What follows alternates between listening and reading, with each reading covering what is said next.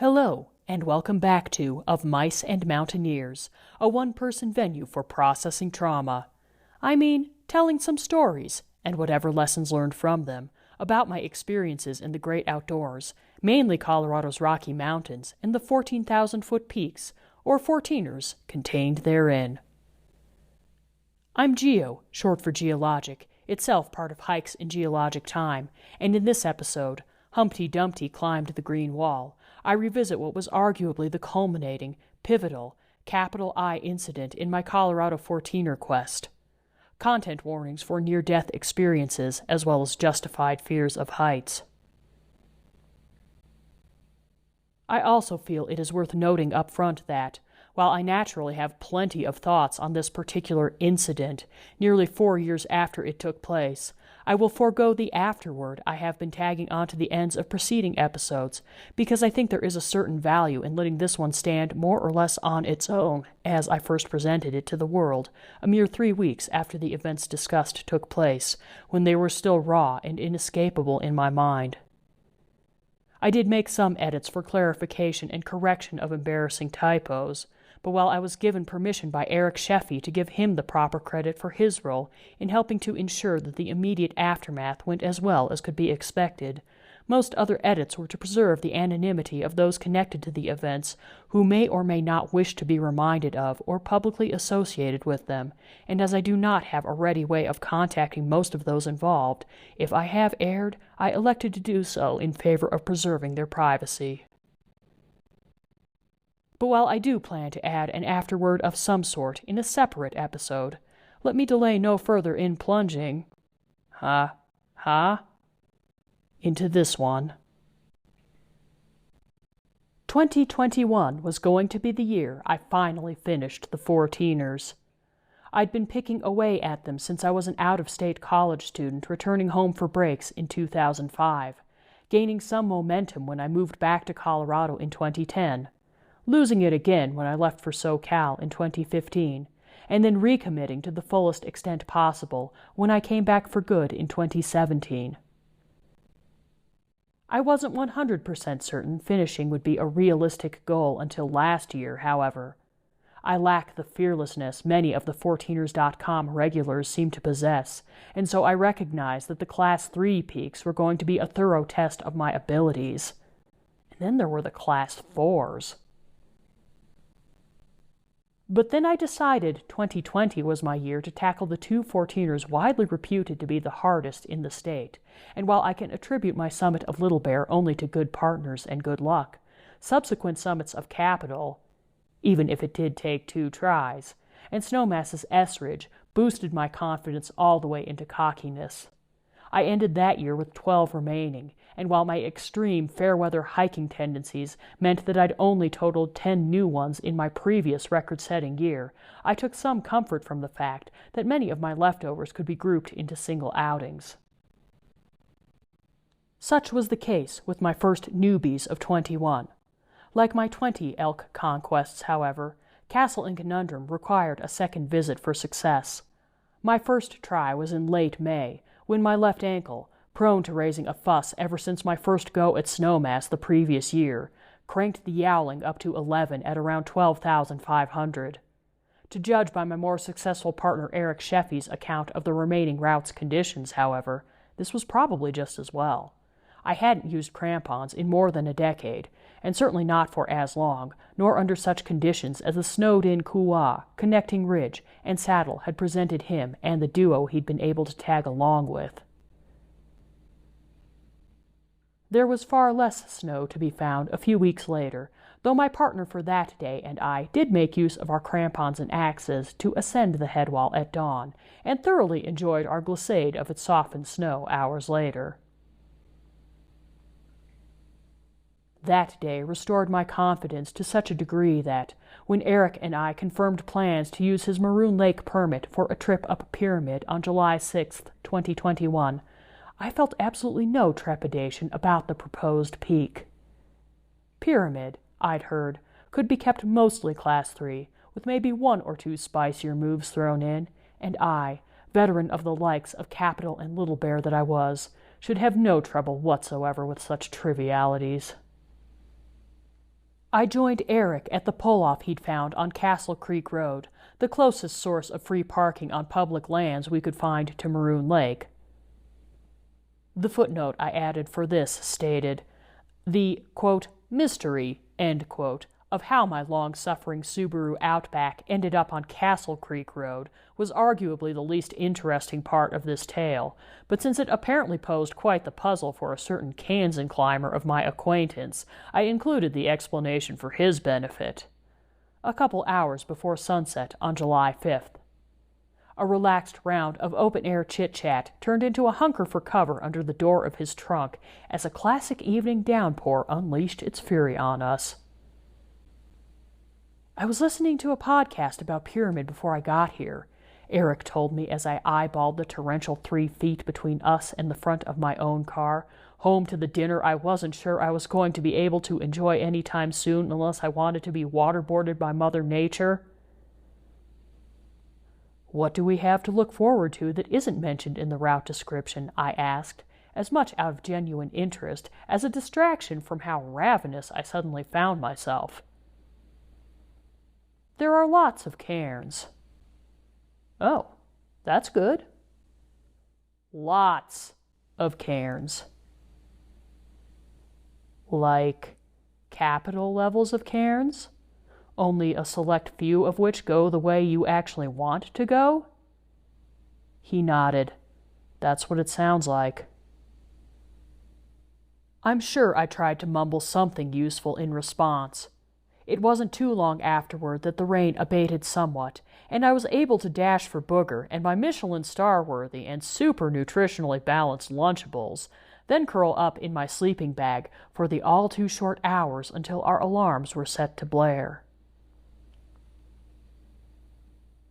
We were joined by a friend of Eric's sometime while I was dozing, and while we didn't get moving with any particular degree of enthusiasm for a midnight start after a night of rain that had lasted longer than the National Weather Service had foretold, our lack of trouble driving to Maroon Lake offered some reassurance to paper over our lingering hints of unease over potential dampness on the route, as well as general nervousness about its forewarned difficulties. A quick ascent past the lake, low-lighted only by a brief need to backtrack 100 feet or so when we realized we'd overshot the turnoff for Pyramid, and then a surprisingly speedy, considering yours truly was involved, climb up the beautifully maintained trail boosted our confidence further.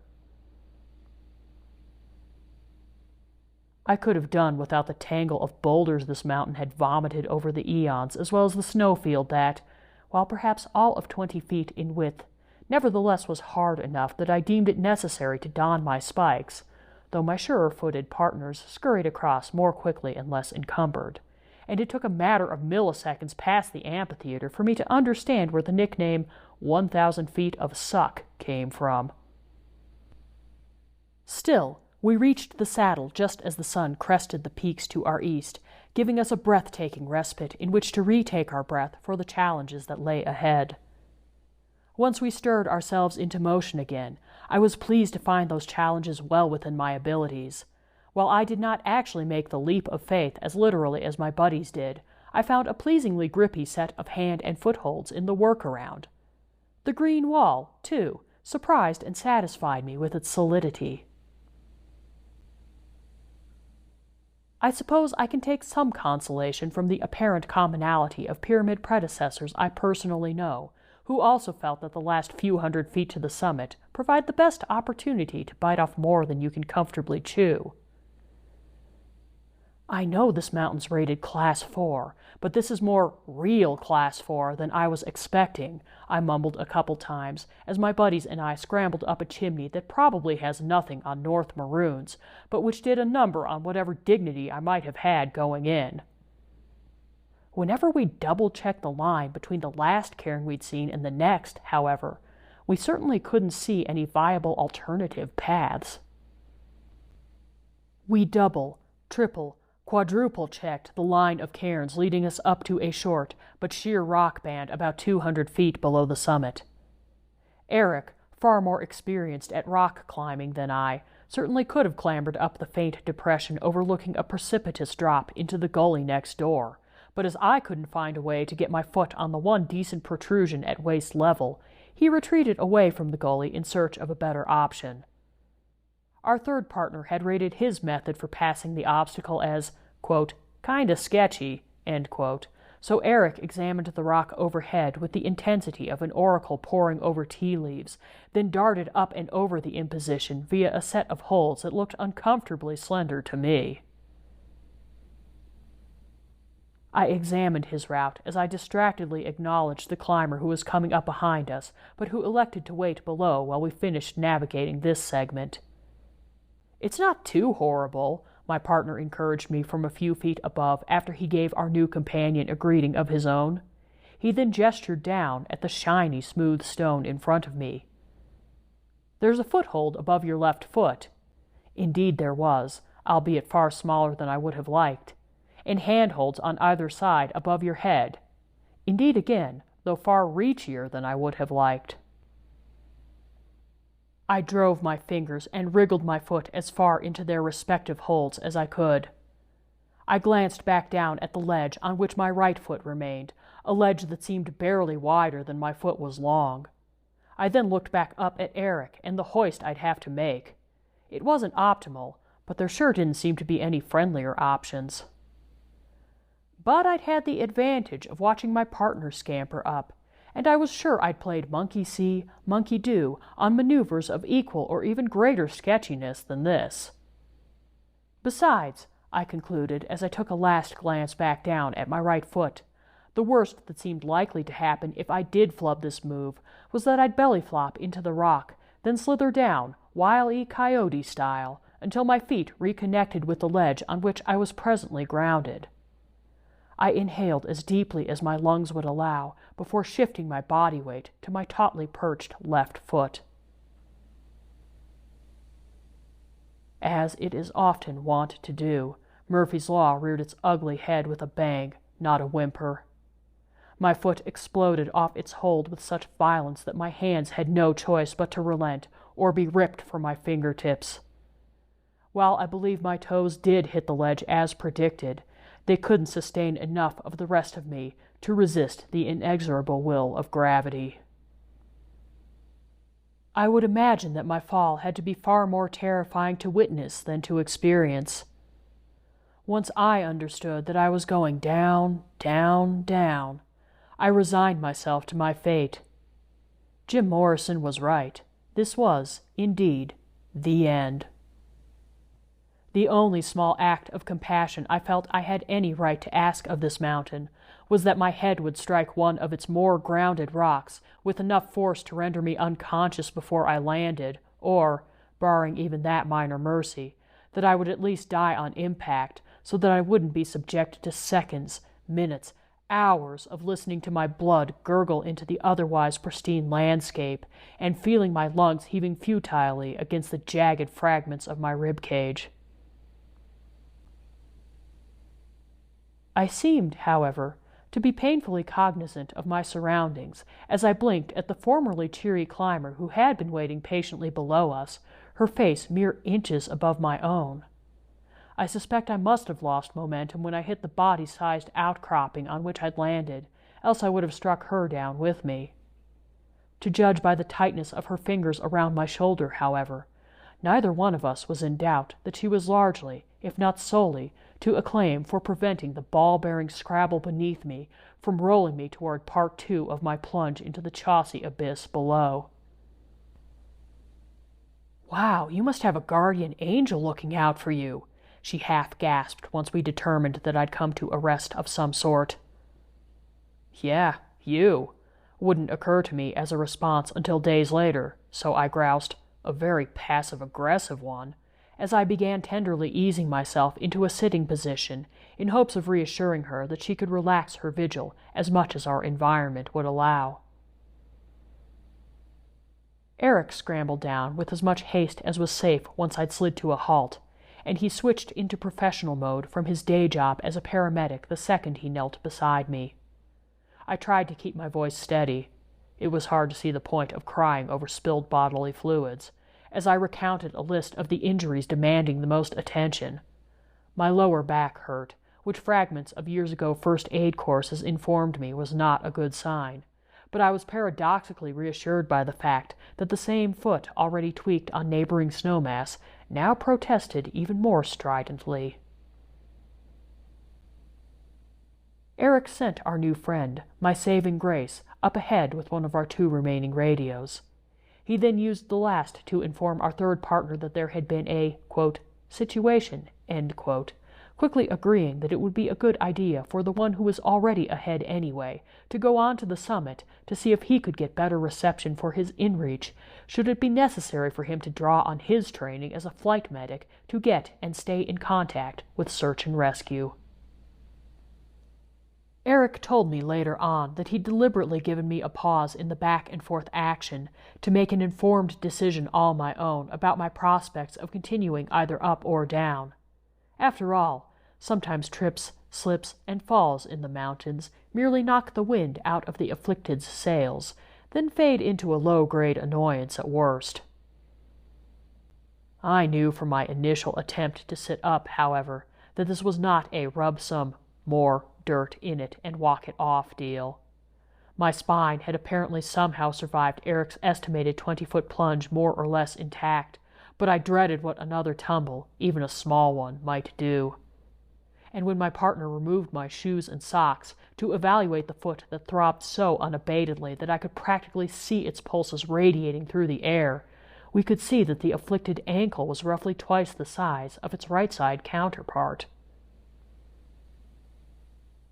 I cast a brief glance down from my perch to the dizzying drops of highly questionable stability below. What muscles weren't compromised tensed hard enough in automatic response that I feared they would snap any as-yet unaffected bones clean through. It was time to make good on my half-joking threat of just about every 14er passed whenever I got a little short-winded. "Get me a helicopter," I sighed to Eric once the uppermost of our trio radioed to us that he had reached the summit. Of course, it wasn't quite so simple as that. While Eric and I could see perfectly well that I had no way off this mountain without the aid of wings or blades, I understood that Pitkin County couldn't simply take our word for it. It took an hour for them to approve the chopper, another hold before the bird took off, then it would be another 40 minutes still for it to fly out to pick up the hoist team, then however long it would take from that pickup to Pyramid. I knew I shouldn't have been ungrateful. If I were to have yet another terrible, horrible, no good, very bad day on a mountain, I'd sure had the stars align with me for the aftermath. The no longer a stranger climber coming up below me, of course, and her fearless intervention on my behalf. Not one, but 2 companions who were licensed emergency responders, and a clear, remarkably unwindy morning that I was told made for as close to perfect conditions as it got for a helivac. No shivery bivvying for who knew how many days while waiting for Colorado's capricious climate to grant just one sweet sliver of sunshine. But that didn't mean my mood was a consistently sunny one. While Eric remarked on my overall good humor, I'd estimate that I probably spent about 90% of the time we spent conversing in our 3-hour wait for the chopper, kvetching about how little back support most of the surrounding scrabble provided, then griping even harder when I would arduously shift positions to rest against the one flat, angled rock of suitable size, which provided a generous heap of smaller, pokier rocks for use as a seat cushion. Further whining ensued when the clouds started rolling in around 10:30 to provide a hint of just how unforgiving the alpine environment is under even the finest set of circumstances, which mine most certainly were not. Through it all, Eric was nothing but gracious and compassionate, attending to every need of mine he could provide, including a concerted and partially successful effort to keep the peak's notorious goats from scrambling up right above us and putting me at risk of a rock shower I was in no position to dodge, then letting me test out his space blanket when the sun started playing peekaboo. Our flight medic partner, too, was invaluable, Dutiful in relaying messages he received from the various personnel coordinating my rescue, and eager to draw on his professional expertise to provide context for transmissions that didn't seem to make much sense to those without his experience. He and our unwitting fourth companion both elected to remain on the summit until I was in the clear to avoid pelting me with rocks, which cannot possibly have been fun given that they had even less shelter from the elements than Eric and I did. Suffice to say that I think we were all equally ecstatic when we heard the distant sound of helicopter blades and soon saw the Black Hawk flying toward us so directly that it could have had no other possible target. I blew a kiss in its direction as it made one of its evaluative passes, and while both Eric and I were initially dismayed when it circled away from the mountain. "What are they doing? Don't they know I've got rocks jabbing into some tender areas?" I wailed. The flight medic was quick to explain that the chopper had too much fuel for its nearly maxed-out elevation ceiling, 14,500 feet, which led Eric and me to speculate as to what happens should someone need a rescue off Elbert's summit, and needed to burn some off before it could begin the next phase of saving my backside. It wasn't too long, however, before it moved back in toward the mountain, slowing down and edging closer and closer to the summit, before the winds had them backing off within Eric's and my line of sight to swing back around for another pass. On the next attempt, it disappeared into the rocks barricading our view higher up, and shortly after we heard it move away from the mountain once again, Eric radioed up to our third partner to find out if they'd reached their target that time. "Dropped 2 guys off. They're down climbing now," was the reply, to which I gave a victory spasm. Not long after that, 2 members of Mountain Rescue Aspen announced their presence and added, "And we have drugs," to which I believe I added a boisterous "F yeah," in addition to my full-body writhe. The first rescuer to reach me, after listening to Eric's rundown of my medical issues and giving his own estimate that I'd actually fallen 50 feet, explained that he would give me a dose of fentanyl to take the edge off short term, as well as a longer-acting painkiller that would hopefully get me all the way back to Aspen. While I was a tad concerned about the fact that the mountains across the valley from me started swirling as soon as the fentanyl hit my veins, I was pleased to note that I no longer cared about the rocks continuing their endeavors to become one with my already tenderized flesh. As Eric, the Mountain Rescue Aspen crew members, and our flight medic partner, who had, along with the poor fourth climber who was now part of the group whether she'd wanted to be or not, followed the rescue team down, hefted me into an inflatable stretcher and began strapping me in as the air pump put some merciful distance between me and the ground, I was pleased at how little I cared about anything, even when the chopper moved into position directly overhead to lower the cable that would soon put even greater distance between me and this godforsaken mountain. What was the rock cyclone its blades stirred but the latest in today's adventures, anyway? I wouldn't have said no to a second hit of fentanyl before liftoff, however. As it was, when I received an offer of some anti-nausea meds, I knew it was in both my rescuers and my interest to accept. The process of being hoisted from the ground into the helicopter was, as I'd spent the time I hadn't been snarling about rocks blubbering about instead, not exactly doing wonders for my already justified fear of heights. But once the mountain rescue crew member assigned to be hoisted into the chopper with me got us both secured to the cable and arranged to have the other man return to the summit with my pack, which he'd bring to the hospital after the copter came back to retrieve him, I only found myself whimpering for the initial yank and subsequent spin into the air. I can almost certainly credit the bevy of drugs swirling through my bloodstream for the peaceful, zen-like state of mind I achieved as we floated higher and higher, surpassed the summit, and drifted toward the rhythmically rotating blades, to be shunted aside and then inside once my latest hero grasped a boot belonging to one of the uniformed men perched at the edge of a machine hovering over 14,000 feet in the air, like it was the most natural place to be in the world. My bad foot did get jostled while my newest round of saviors secured me for the flight to, as I had been informed while being prepped for takeoff, the nearest good landing spot, where I would then be transferred to an ambulance. But given the cramped nature of our quarters and how quickly I was certain the drug's effects would wear off, were I subjected to ricocheting from one wall to the other if I weren't as firmly attached to the floor as possible, I certainly don't begrudge them. I did feel my muscles unclench for the first time in hours once the helicopter landed, and I was unloaded and then reloaded into the ambulance without further incident. The next 24 hours were a hodgepodge of X-rays, CT scans, clothes being cut off me in preparation for the aforementioned. R.I.P. favorite hiking shirt, you will be missed when I can hit the trails again. Splinting, tentative one-legged hobbling with a walker and then crutches, texts to friends with whom I had imminent plans, inquiries of, "Can I get you anything? Water? Blankets? Heavy-duty painkillers? Wow, you really lucked out. Are you sure you don't have a concussion?" And 2 head-scratching renditions of, "We thought you'd be in way worse shape than you actually are." But for all my questions about the motives behind the latter 2 utterances in particular, I have nothing but the kindest things to say about the team at Aspen Valley Hospital, especially the nurses and physical/occupational therapists, one of the latter of whom I had already informally met weeks prior as I descended the road out of Castle and Conundrum.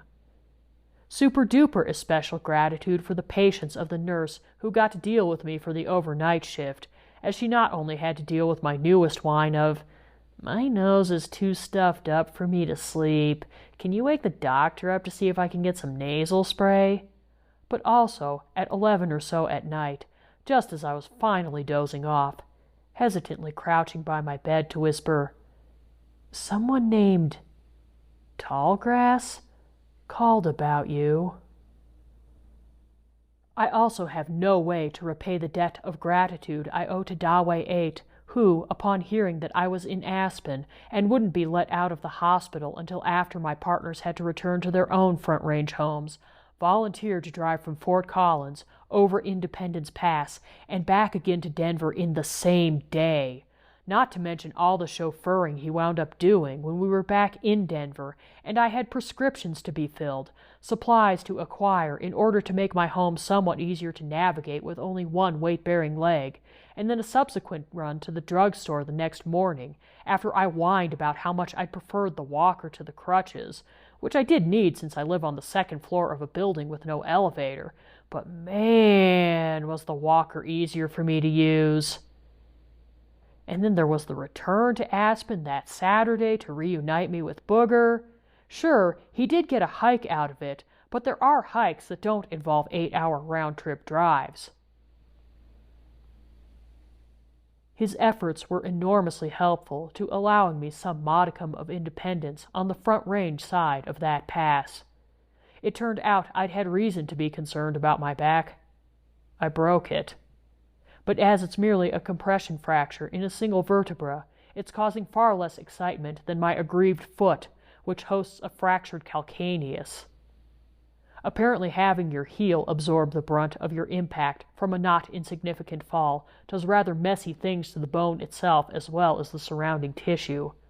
One doctor analogized my condition as being akin to having an egg in my foot that reacted about as well as one would expect to a 50-foot fall.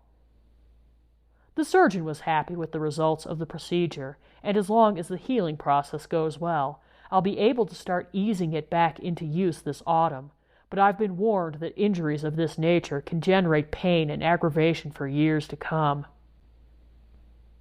Still, it happens far too often that climbers far more experienced and talented than I find themselves in similar, if not identical, circumstances to mine and wind up being recovered rather than rescued.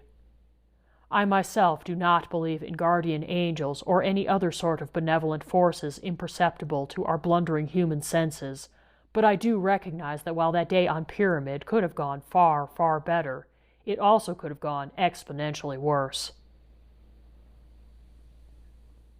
So I will try to focus on the positive while I spend 2021 dealing with a far different set of physical challenges than I had hoped for. It might take me longer to finish the 14ers than it took the laborers of the man-made pyramids to complete their toils, but I will be sure to pay them a healthy amount of respect when I finally do.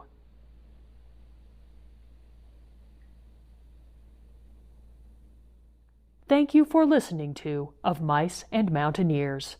Tune in over the holiday weekend for a collection of 4 years later additional musings, and until then, don't let anything besides your own leg muscles get you down, especially not a helicopter.